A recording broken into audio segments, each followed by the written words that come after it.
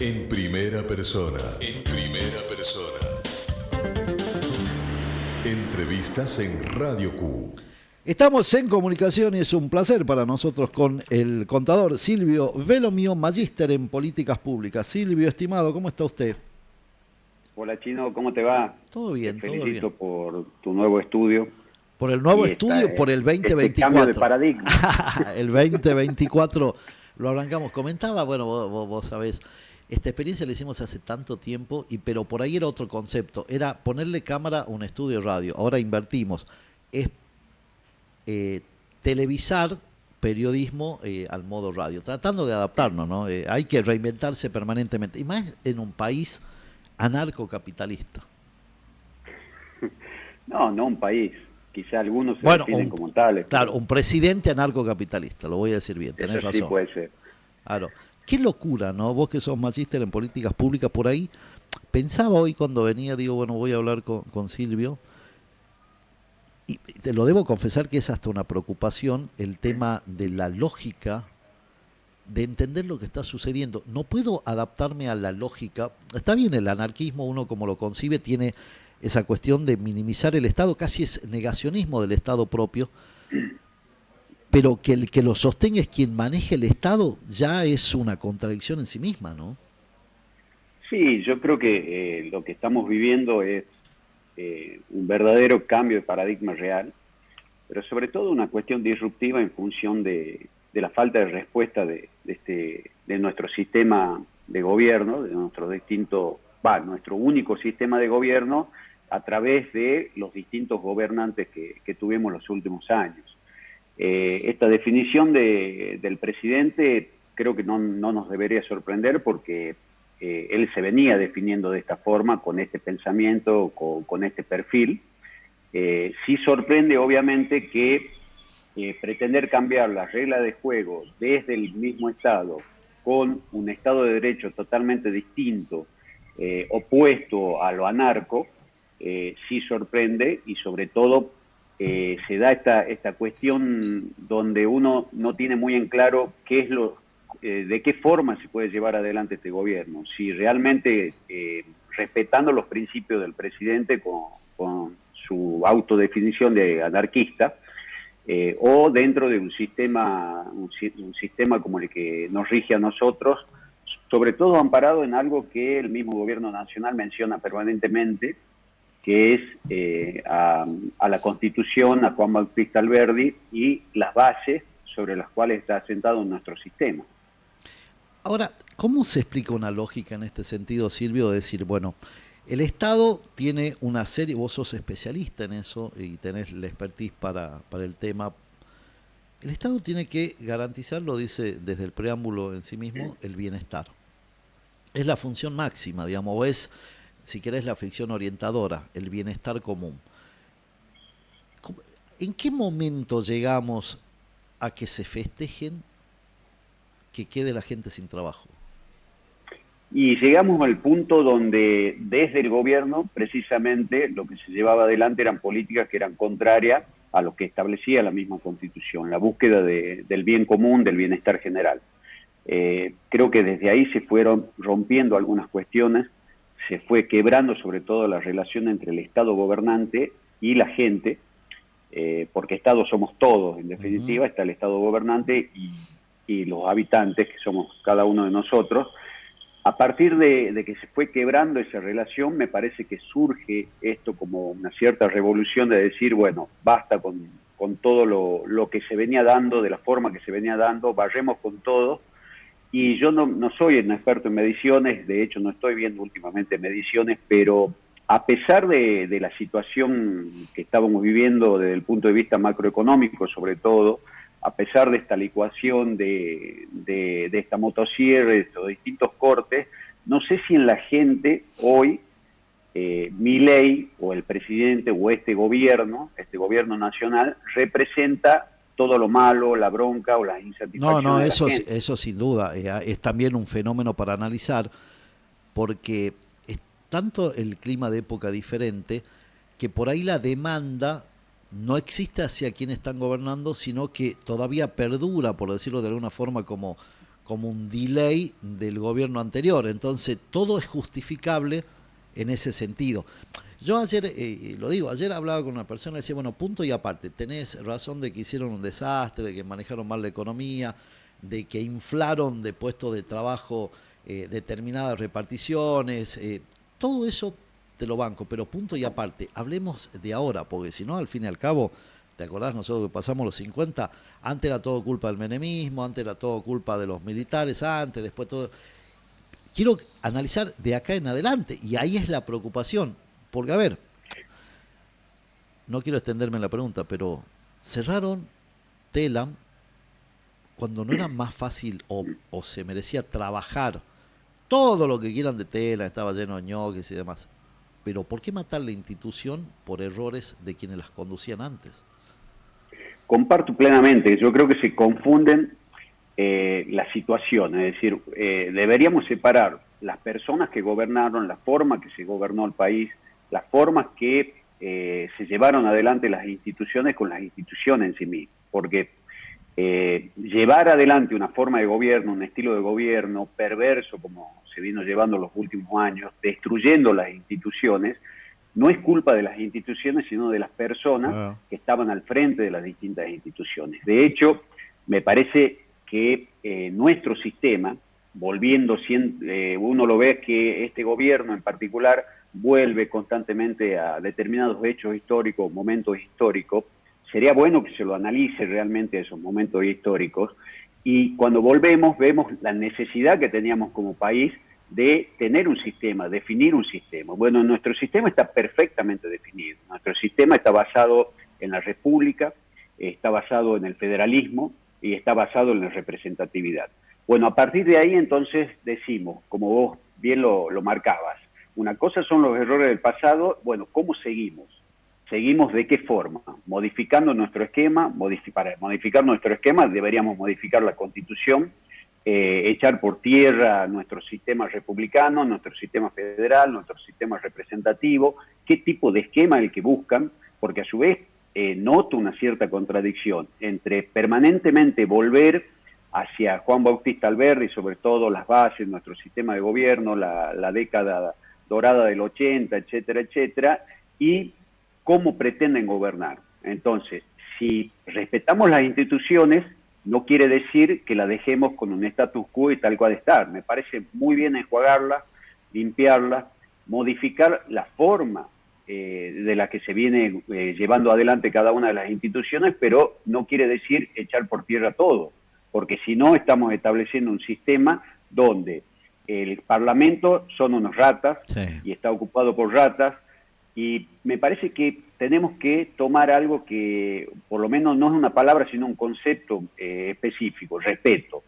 Hay que tener respeto por las instituciones. Me parece que lo que siempre nos sacó de las crisis y nos permitió salir adelante de los distintos ciclos de crisis de nuestro país fueron precisamente las instituciones. Fueron los sistemas en los cuales las personas se apoyaron en las instituciones. Entonces, no destruyamos las instituciones, las mejoremos. Hay que mejorarla.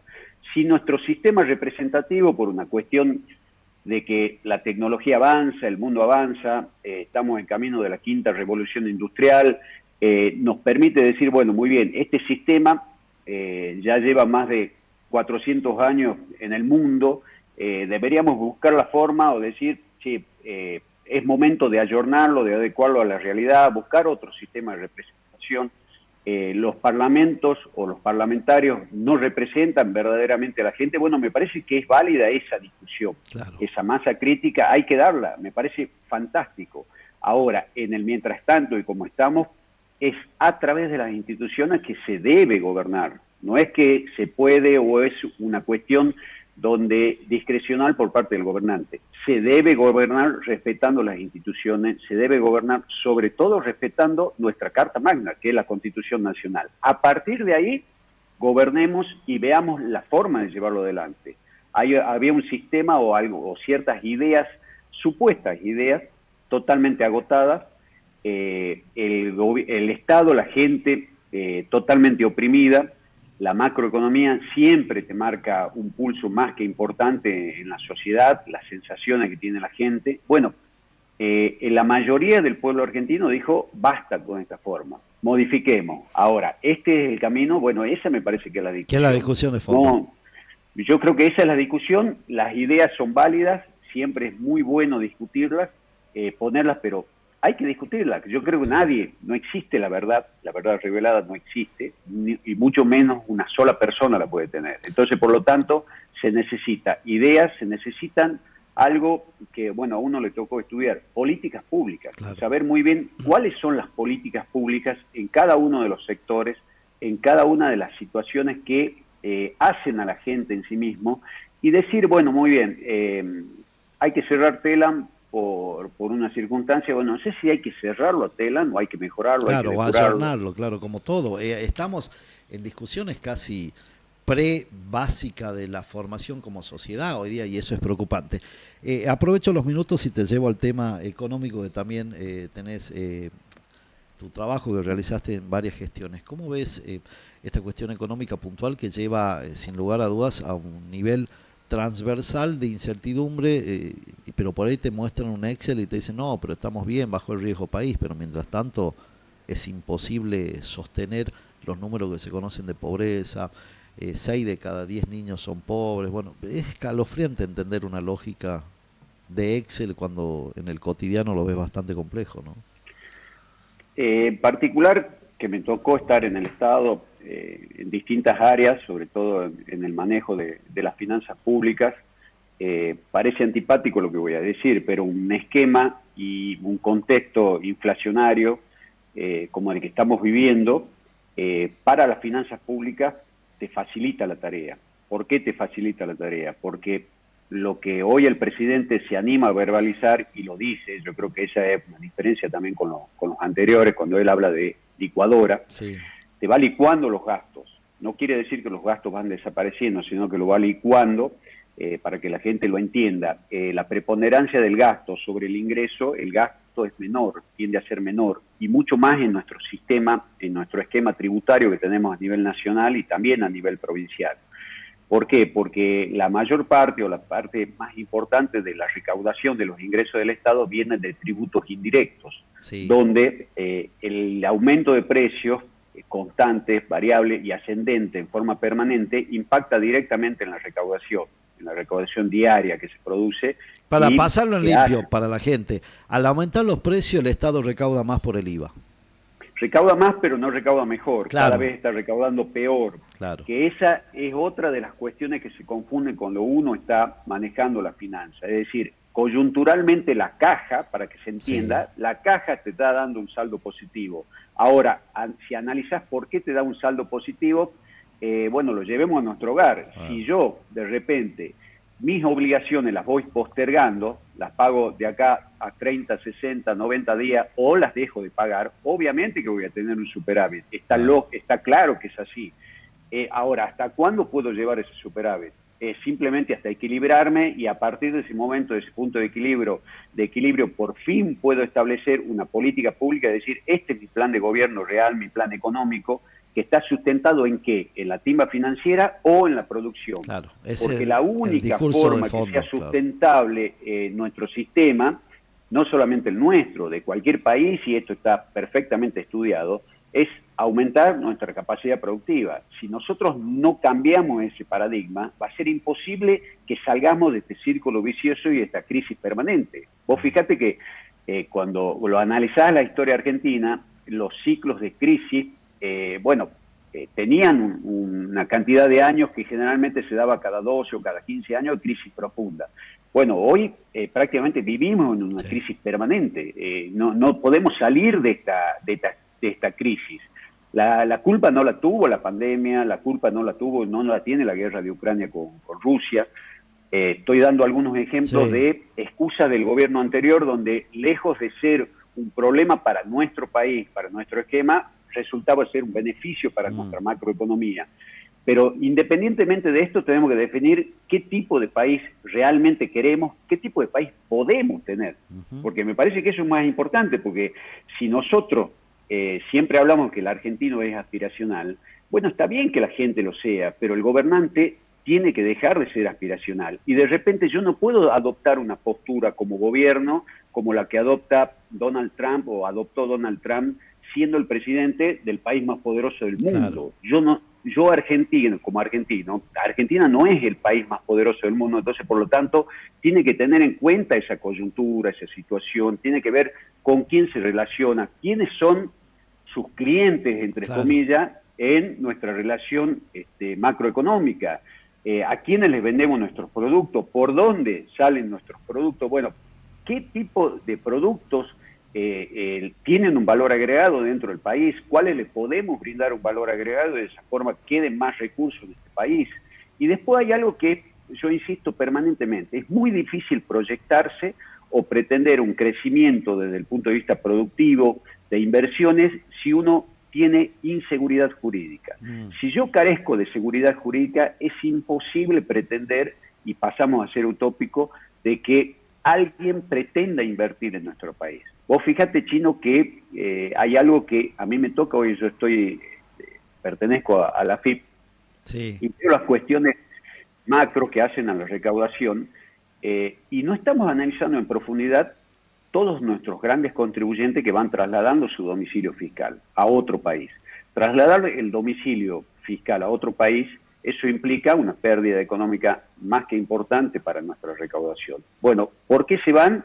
Y por distintos factores, pero sobre todo porque acá no hay previsibilidad. En nuestro país no tenemos previsibilidad. Entonces, si no atacamos de raíz esa cuestión, yo veo muy complicado que haya un crecimiento real. Podemos tener coyunturalmente equilibrar nuestra caja y hay que ver el costo que tiene también equilibrar esa caja, porque si de repente tiramos números, de decir, quedan fuera del esquema o del Estado 70.000 familias o 15.000, no es un número. Cada una de esas situaciones hay que analizarlo, ver de qué se trata, si son realmente productivos, si no producen, pero sobre todo insisto con algo, es decir, ¿cuál es el norte real?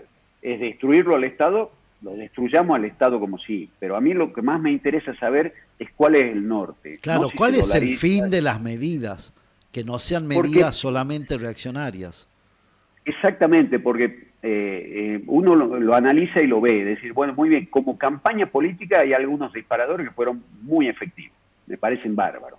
Ahora, nuestra salvación no es la dolarización precisamente, porque eso es una herramienta más que creo particularmente, y esto estudiando y leyendo a los economistas que sobre todo son formados en un sistema liberal, capitalista, que tienen una orientación Chicago Boy en particular, o están formados con una determinada escuela, nada que ver con lo que este Estado gobernante hoy lo pone como el enemigo, que son aquellos quienes supuestamente tienen un pensamiento más de izquierda. Sí.